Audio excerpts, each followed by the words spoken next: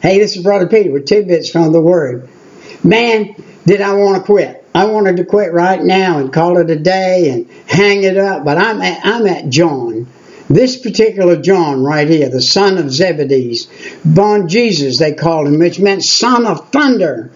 And the beloved disciple. He was the disciple whom Jesus loved. He was the evangelist. He was the revealer. He was the son of Zebedee, a great guy here. He was the son of Salome with a great mother. Fisherman with his father and his brothers. And brother of James. And the partner with Peter. One of the pillars of Jerusalem in the church. He healed and preached. He was exiled to the island of Patmos, Revelations 1 through 9. Wrote the Gospel of John. Listen to this. 1st, 2nd, and 3rd John and Revelations. And if you go study this guy was boiled in oil. He was boiled in oil. And before he was put on the Isle of Patmos, and this is some man right here. He was vengeful and fiery in Luke, and he was judgmental in Mark. He was selfish in Mark. He was bold, loving, and compassionate after Pentecost. He took a little bit of a turn in his demeanor after Pentecost.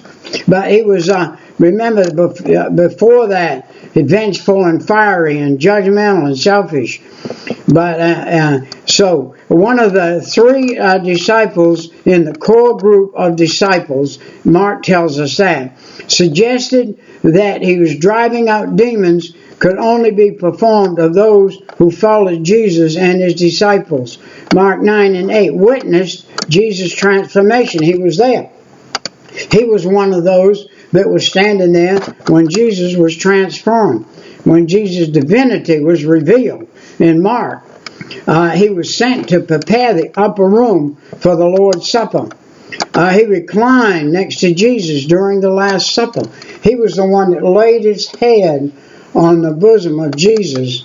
He laid his head over there in a loving manner, and was given the responsibility at the cross to take care of Mary, Jesus' mother. What a gift that was for Jesus to say, John, this is your mother now. You take care of her. And he ran ahead of Peter to see Jesus' empty tomb. Exceeded faith by seeing and believing. He witnessed the miraculous catch of fish, the Sea of Galilee, at Jesus' resurrection. Hey, Jesus was resurrected, and he said to a fellow, push this boat out a little bit. Let me get on it. And he got on it. And he said to him, or there, at one point Jesus did this. I hope I haven't got my times wrong.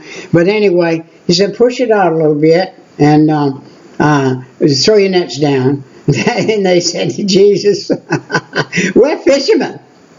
We have fished all day, and we've caught nothing. And you tell us to throw the nets down here in the shallow water? And they did. They threw their, so nevertheless, we'll do it. They threw their nets down, and they couldn't draw them up for the fish. So they hooked them on the side of the boat. They got a hold of the other end of the nets, and a bunch of people got in there with them, disciples and everybody, and helped them with baskets, scooped them fish into the boat. And they had enough fish to nearly sink the boat. And when they got it all in, with no broken nets, no holes, no nothing, Jesus brought them fish in there and put them in that net for them. And that's where they were. And that was good. That was good. Let's see what else we can see about him. God's love, evident in Jesus Christ, saves and transforms and unites all believers. Some stories suggest that John was released from exile from the Isle of Patmos and returned to Ephesus, which was in Turkey today.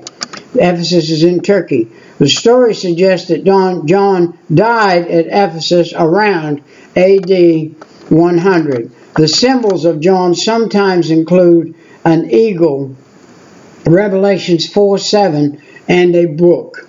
An eagle with a book or a scroll in his talons. That was John's picture of John. And then we just got that disciple done in a couple minutes. and James, the son of Zebedee, it took us 40 minutes. So we will see you next time, right? Bye-bye.